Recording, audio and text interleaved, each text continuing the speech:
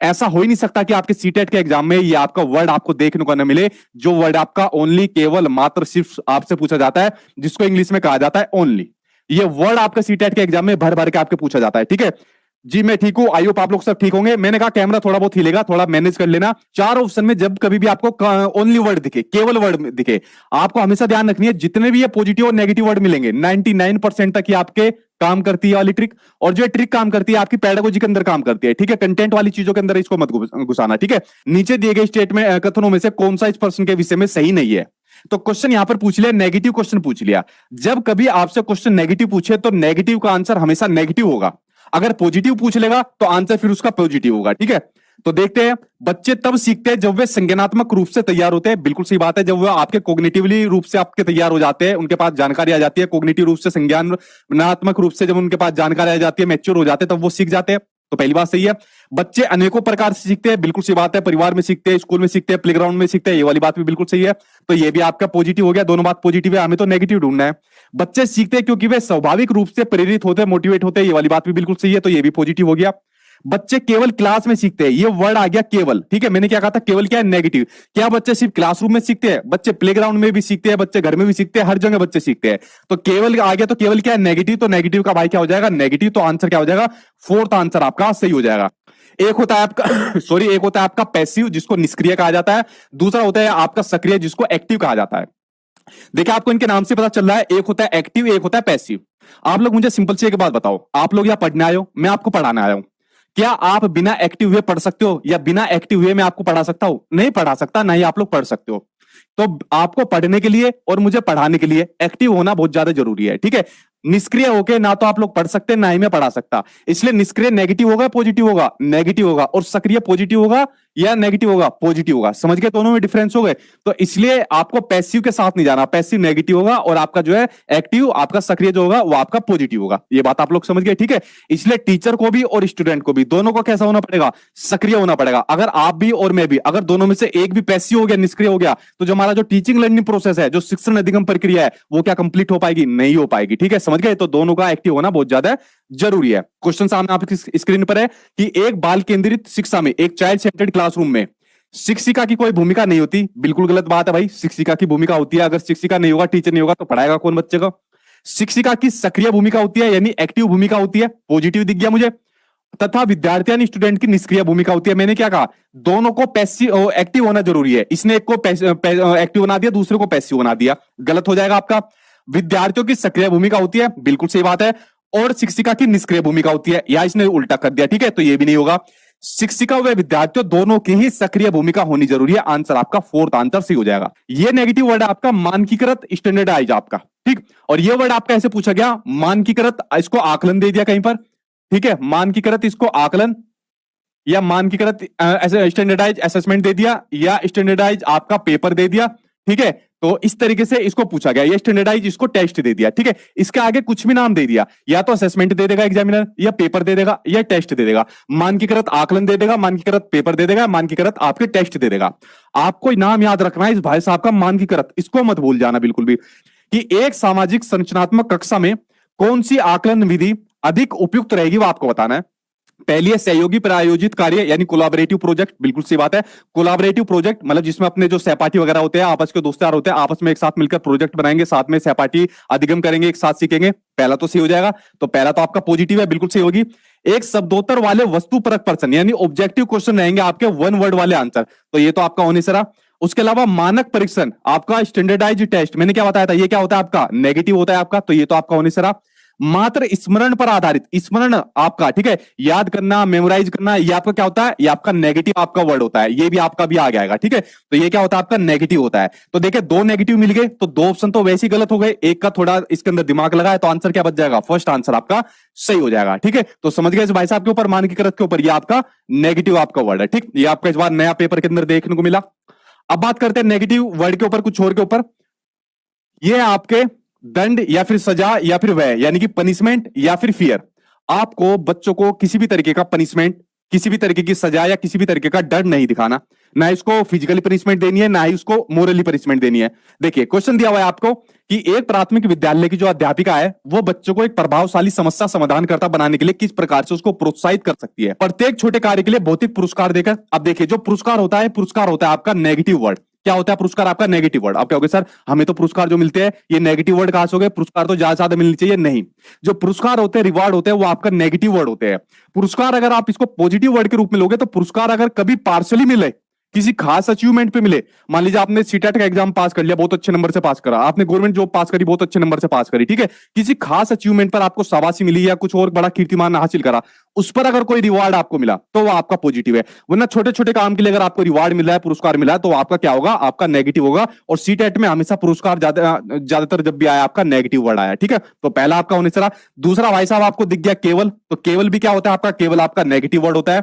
तीसरा है आपका गलत उत्तरों को अस्वीकार करके उनको दंडित करके, तो दंडित भी क्या होता है आपका? नेगेटिव होता है। तो देखो तीन ऑप्शन के अंदर शुरुआत में मुझे नेगेटिव मिल गए, तो चौथा क्या बचा? चौथा ही पॉजिटिव बचा कि बच्चों को सहजनाभूत अनुमान लगाने के लिए प्रोत्साहित करना, उनको एनकरेज करना कि बेटा आप लोग अनुमान लगाओ कि सीटेट के एग्जाम में इतने बढ़िया नंबर कैसे आ सकते हैं, और उसी पर आधारित विचार मंथन करके।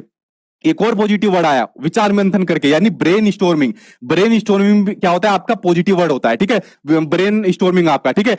जब भी कोई प्रॉब्लम सोल्व करता है आदमी, तो उसके दिमाग में क्या होता है? ब्रेन स्टॉर्म होना आपका स्टार्ट हो जाता है, ठीक है। दिमाग में क्या होता है? मंथन होना उसका स्टार्ट हो जाता है, ठीक है। आपको मैं आपसे मैंने पूछा कि बताओ सीटेट के एग्जाम अच्छे नंबर से पास कैसे करोगे? आपके सामने समस्या, इस समस्या के बाद आपके दिमाग में क्या हुआ? आंधी तूफान आना शुरू हो गया, ठीक है। विचार आने आपके शुरू हो गए, यार डेली सचिन सर की क्लास अटेंड करेंगे 8 बजे, उनके नोट्स को अच्छे तरीके से कर जाएंगे, इतने घंटे पढ़ेंगे। तो ये जो ब्रेन स्टॉर्मिंग होता है ना, इसको हमेशा आपको एक पॉजिटिव समझना है, ठीक है। तो ये क्या होता है आपका? पॉजिटिव होता है। और शुरू में तीनों मासा मुझे दिख गए थे, ये तीनों के तीनों क्या है? आपके नेगेटिव होते हैं। तो आंसर आपका फोर्थ आंसर आपका सी हो जाएगा, ठीक। तो समझ गया, आपका पनिशमेंट और भय वगैरह आपके नेगेटिव होते हैं, ठीक। चलिए बढ़ते आपके अगले, आपके नेगेटिव वर्ड के ऊपर अगले कौन कौन से हैं। अगला है आपका व्याख्या या व्याख्यान। बात एक है दोनों की। यह आपका नेगेटिव वर्ड होता है, जहां पर बच्चों को कुछ लेक्चर देने की बात या व्याख्या की बात आ जाएगी, या व्याख्यान विधि की बात आ जाएगी, या फिर बच्चों को डेफिनेशन की या परिभाषा देने की बात आ जाएगी, तो ये भी आपका क्या होंगे? ये आपके नेगेटिव वर्ड हो जाएंगे, ठीक है। अगले पॉजिटिव और नेगेटिव वर्ड है आपका। पहले अगर मैं नेगेटिव की बात करूं तो रटना, याद करना, संस्कृत वाले लिख लेना, कंठस्थ करना, ठीक है। हालांकि कंठस्थ मत लिखो, कंठस्थ भी पिछली बार फेल हो गया था, ठीक है। वो भी आपका कई बार पॉजिटिव के अंदर चला जाता है। रटना और याद करना, रोट और मेमोराइज करना, ठीक है। रोट लर्निंग और आपका मेमोराइज करना, ठीक है। तो इसी को याद करो, इन दो को याद करो। ये आपका किसके अंदर आते हैं? रोट, इसके नेगेटिव के अंदर आते हैं। पॉजिटिव के अंदर क्या आ जाएगा? अगर बच्चों को कहा जाए कि आपको कोई चीज रटनी है, कोई चीज आपको याद करनी है, स्मरण करनी है, मेमोराइज करनी है, तो समझ लेना वो ऑप्शन आपका पूरा का पूरा आपका गलत हो जाएगा। कभी भी बच्चों को आपको रटने के ऊपर, स्मरण करने के ऊपर आपको फोकस नहीं करना, हमेशा उसको समझाने के ऊपर आपको प्रेरित करना है, फोर्स करना है, ठीक है। अंडरस्टैंड करने पर और कंसेप्चुअल अंडरस्टैंडिंग पर ज्यादा बल देना है। ये वाला नेगेटिव वर्ड है आपका ड्रिल एंड प्रैक्टिस, वेधन और अभ्यास, ठीक है। आप क्या सर प्रैक्टिस करने से तो हमारी नॉलेज बढ़ती है, वो वाली कहावत है कि practice makes a man perfect, ठीक है। ये वाली कहावत आपकी देखो यहां पर नेगेटिव कैसे हो जाती है? अगर हम किसी बच्चे को ज्यादा प्रैक्टिस कराते रहेंगे, बेटा कर इसकी प्रैक्टिस करता रहे, तो प्रैक्टिस कराने से बच्चा उसको आदी हो जाएगा और रोट मेमोराइजेशन की तरफ चला जाएगा। तो देखो एक ऑप्शन के अंदर सारे आपके पॉजिटिव और नेगेटिव देखने को मिल गए। तो पॉजिटिव कौन सा है कि भाई अलग अलग उदाहरण देकर बच्चों को क्या काम करो? तर्क खोजने के लिए उन्हें कहो, ठीक है। तो सबसे पॉजिटिव आंसर आपका सेकंड आंसर आपका सही हो जाएगा, जिससे बच्चे की कंसेप्चुअल अंडरस्टैंडिंग, कंसेप्चुअल चेंज बनेगा। तो सेकंड आंसर आपका सही हो जाएगा, ठीक है। समझ गए आप लोग? चलिए बढ़ते आपके अगले पॉजिटिव और नेगेटिव वर्ड की ओर। अगले पॉजिटिव और नेगेटिव वर्ड है आपके, जिस भी ऑप्शन में आपको text book centred, teacher centred या फिर करिकुलम सेंटर्ड, ठीक है, या फिर आपका करिकुलम सेंटर्ड मिल जाए, समझ जाना वो आपके नेगेटिव वर्ड है। आपको सिर्फ और सिर्फ एक चीज ध्यान रखनी है, चाइल्ड सेंटर्ड, यानी कि बाल केंद्रित। क्या ध्यान रखना है? सिर्फ और सिर्फ आपको बाल केंद्रित ध्यान रखना है। मैं यहां पर इसलिए पढ़ा रहा हूं, आप लोग इसलिए पढ़ रहे हो, ये सब शिक्षण व्यवस्था इसलिए क्योंकि बच्चा है, ठीक है। तो सिर्फ और सिर्फ इसलिए काम यहां पर हो रहा है क्योंकि बच्चा है, बच्चों को सुप्रीम पावर आपको माननी है। एक तरफ पॉजिटिव भरे हुए सामने, एक तरफ नेगेटिव भरे हुए। आप कहोगे सर इतने सारे एकदम कैसे डाल दिए? समझना मेरी बात को, ठीक है। उसके बाद कई सारे क्वेश्चन एक साथ आएंगे आपके। देखिए मान लीजिए कोई क्लासरूम है, ठीक है, कोई भी क्लासरूम है जहां पर एक टीचर बच्चों को पढ़ाता है, जहां पर आप लोग जॉब के बाद पढ़ाओगे। उस क्लासरूम का जो एनवायरनमेंट होना चाहिए, उस जो क्लासरूम का जो माहौल होना चाहिए, वो डेमोक्रेटिक होना चाहिए, लोकतांत्रिक होना चाहिए और प्रजातांत्रिक होना चाहिए। जहां पर एक जो टीचर है वो सभी बच्चों को समान दृष्टि से देखे, समान दृष्टि से पढ़ाए, सभी बच्चों को समान रखे, सभी को समान कह रहा हूं, सभी को इक्वली मतलब ट्रीट करे, किसी के अंदर भेदभाव ना करे, ठीक है। और वहां पर बच्चे सभी जो है क्वेश्चन पुटअप करे, भेदभाव रहित तो आपका क्लासरूम होना चाहिए, ठीक है। तो जो आपका डेमोक्रेटिक आपका माहौल होना चाहिए, एक ऐसा क्लासरूम का एनवायरनमेंट होना चाहिए, ये आपका पॉजिटिव होता है। जहां पर बच्चे डिस्कशन करते हो, चर्चा करते हो, एक ऐसा क्लासरूम होना चाहिए। तो चर्चा करना क्या होता है, जहां पर बच्चे डिस्कशन करते हो, अपने टीचर से करते हो, अपने पीयर ग्रुप में करते हो, सहपाठियों से करते हो, वो आपका पॉजिटिव आपका टैगवर्ड होता है। जहां पर एक टीचर बच्चे के इमोशंस को जानता हो, बच्चे के स्वयं को जानता हो, और उसके बाद उनको एजुकेशन देता हो, उनको अधिगम कराता हो, तो वो आपका पॉजिटिव टैगवर्ड होता है। एक छोटा बच्चा स्कूल के अंदर आता है, क्लासरूम के अंदर आता है, कभी नाराज होता है, कभी गुस्सा होता है, कभी हंसता है, ठीक है। आप लोग के साथ भी ये वाली दिक्कत होती है। आप लोग पढ़ने आ रहे हो, आप में से कोई भी खुश है, कोई दुखी है, कोई कहीं सोच रहा है, कोई कुछ सोच रहा है, ठीक है। लेकिन मैं नहीं कर सकता ना ये चीज, क्योंकि हमारे और आपके बीच के अंदर ये मोबाइल फोन की स्क्रीन है, ठीक है। बट आपकी क्लासरूम में बच्चे से आप इंटरेक्ट कर सकते हो। तो मेक श्योर आपको बच्चों के इमोशंस को जानना चाहिए और इसी के अकॉर्डिंग उसको शिक्षण देना चाहिए। तो इमोशंस जो होते हैं आपके पॉजिटिव टैग वर्ड होता है आपके, इसी के अकॉर्डिंग आपको बच्चों को शिक्षण देना चाहिए। आपको जो बच्चा करके चीजें सीखता है, लर्निंग बाय डूइंग करता है, वो आपका आपका पॉजिटिव आपका टैग वर्ड होता है, जिसमें बच्चा खुद चीजें करके सीखता है और अपने हैंड्स ऑन एक्टिविटीज के माध्यम से सीखता है, हस्तपरक अनुभव के माध्यम से सीखता है। जितना बच्चा खुद अपने हाथों से चीजें करके सीखता है ना, लंबे टाइम तक उसको चीजें उसकी मेमोरी के अंदर सेव हो जाती है और उसका अनुभव भी लंबे टाइम तक चलता है, ठीक है। तो ये सभी के सभी आपके पॉजिटिव वर्ड है, जो एक क्लासरूम के अंदर उसको बच्चों को हेल्प करते हैं सारे के सारे, ठीक। अब एक क्लासरूम के अंदर नेगेटिव चीज क्या देखने को मिलेगी, एक क्लासरूम के अंदर नेगेटिव चीज देखने को मिलेगी, डिसिप्लिन, अनुशासन। अब क्या होगा सर, हम जब क्लासरूम के अंदर रहते थे तो हम तो डिसिप्लिन के अंदर रहते थे, हमारी मैडम है, हमारे सर तो हमें मारते थे कि चुपचाप क्लासरूम के अंदर बैठ जाओ, ठीक है, कोई शोर नहीं मचाएगा, एक लाइन से सारे के सारे जाएंगे। ये जो डिसिप्लिन में रखने की वाली बात है ना बच्चों को, ये नेगेटिव वर्ड है। बच्चों को कभी भी आप डिसिप्लिन में नहीं रख सकते, ठीक है। डिसिप्लिन में मतलब किस तरीके से ट्रीट करके कि मतलब चुप बैठना है, इस तरीके से करना है, कोई मतलब उनके ऊपर कंट्रोल करने की वाली बात आ जाएगी, उनको नियंत्रित करने की वाली बात आ जाएगी। तो डिसिप्लिन वर्ड आपका नेगेटिव वर्ड हो जाएगा आपका, ठीक है। हमें तो खूब रखा है, आप लोगों को भी रखा होगा, तो ये आपका नेगेटिव वर्ड है। बच्चों को कंट्रोल करने की बात आ जाए, बच्चे की भाषा पर कंट्रोल करने की बात आ जाएगी, आपका नेगेटिव वर्ड है। बच्चों को ब्लैंक पेपर मानने की बात आ जाएगी कि जो बच्चा होता है वो ब्लैंक पेपर होता है, एक खाली स्लेट होता है, ठीक है। उसका जो दिमाग होता है वो ब्लैंक पेपर होता है जब वो स्कूल में आता है, ठीक है। और जब उसके अंदर ज्ञान आता जाता है तो ब्लैंक पेपर फिर वो भरता जाता है। ये कंसेप्ट गलत है बिल्कुल, ठीक है। क्योंकि जब बच्चा स्कूल में आता है तो स्कूल में अपनी मदर टंग को लेकर आता है, अपनी मातृभाषा को लेकर आता है। जब बच्चा स्कूल में आता है तो स्कूल में अपने अनुभव को लेकर आता है। जब बच्चा स्कूल में आता है तो स्कूल में अपनी दुनिया के प्रति अपनी दृष्टिकोण को लेकर आता है। तो एक कंसेप्ट आज की डेट में पूरा गलत हो चुका है कि बच्चा स्कूल में एक खाली स्लेट के रूप में आता है। तो ये सब चीजें क्लासरूम में एक नेगेटिव आपके वर्ड होते हैं कि डिसिप्लिन में रखना है, कंट्रोल में रखना है, या बच्चों को एक ब्लैंक पेपर के रूप में मानना है। आपको हमेशा क्लासरूम का एनवायरनमेंट डेमोक्रेटिक रखना है, क्लासरूम में डिस्कशन का माहौल रखना है, चर्चा का माहौल रखना है, ठीक है। बच्चा क्वेश्चन पुटअप करता हो, प्रश्न पूछता हो, बच्चे के इमोशंस जानकर बच्चों को शिक्षण दिया जाए, लर्निंग बाय डूइंग बच्चा करता हो, हैंड्स ऑन एक्टिविटीज के माध्यम से बच्चा सीखता हो, ठीक है। देखो एक साथ कितने सारे आपके पॉजिटिव और नेगेटिव वर्ड हो गए। तो फ्रेंड जितने भी टैग वर्ड आपने पढ़े, अब आइए उनमें से कुछ टैग वर्ड्स पर हम जो है क्वेश्चंस पर प्रैक्टिस कर लेते हैं, जिससे आपका टैग वर्ड्स के बारे में कॉन्सेप्ट जो है एकदम क्लियर हो जाएगा।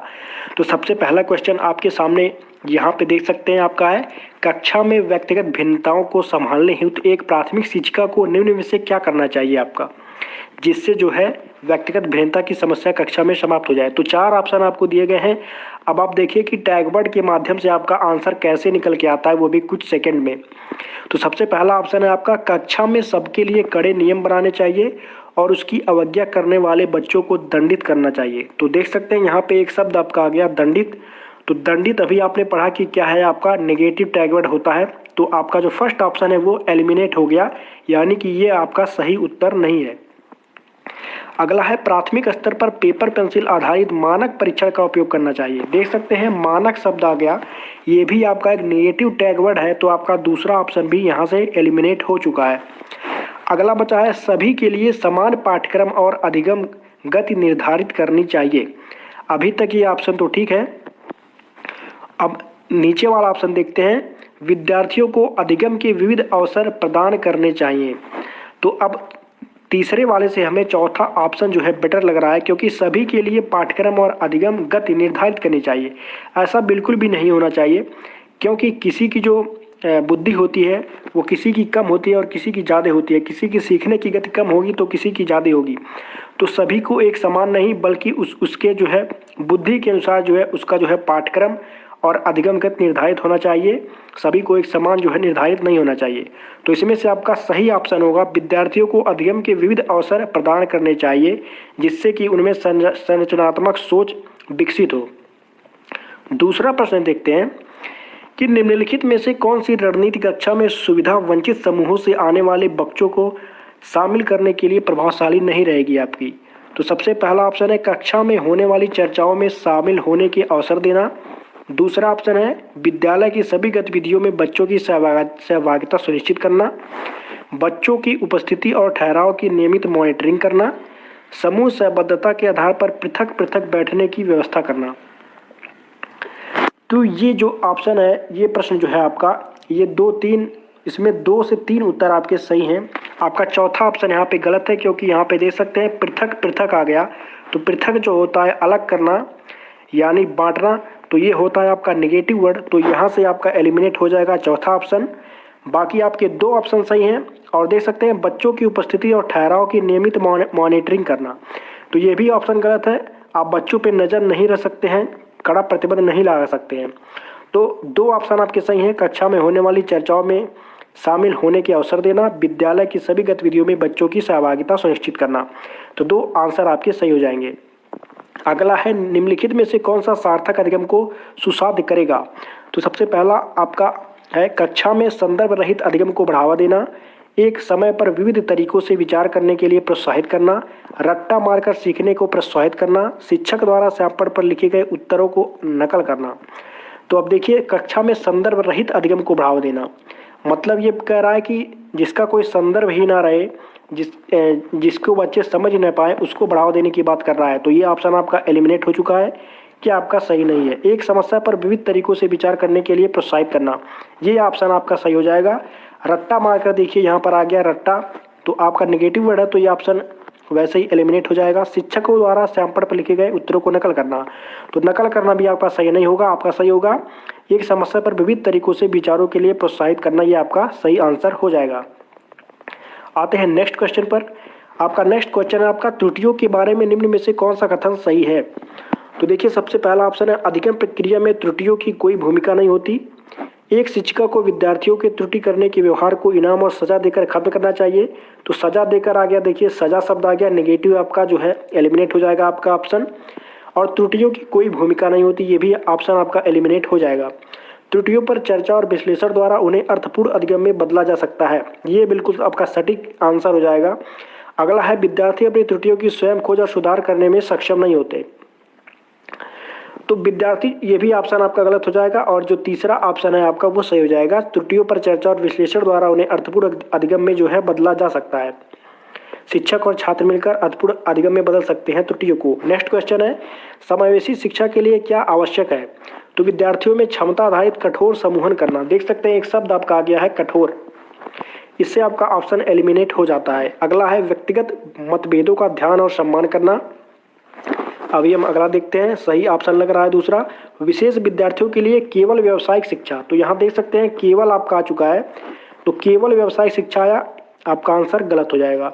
वो विद्यार्थी जिन्हें दिव्यांगता है उनके बारे में रूढ़िवाद बनाना, तो आपको रूढ़िवाद बिल्कुल भी नहीं बनाना है। इसमें से जो आपका सही आंसर होगा वो होगा व्यक्तिगत मतभेदों का ध्यान और सम्मान रखना। आपका एक और क्वेश्चन ले लेते हैं जिससे कि आपका जो कॉन्सेप्ट है वो एकदम क्लियर हो जाए। विद्यार्थियों में संकल्पनात्मक समझ को सुसाध्य करने हेतु एक अध्यापिका को क्या करना चाहिए।